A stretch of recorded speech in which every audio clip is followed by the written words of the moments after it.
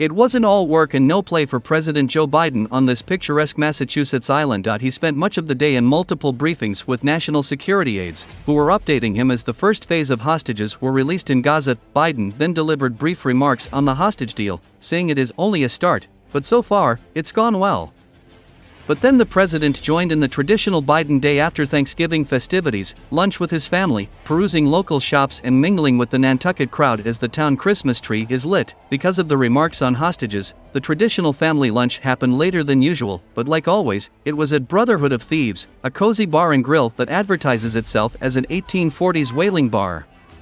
Then the president's shopping outing began.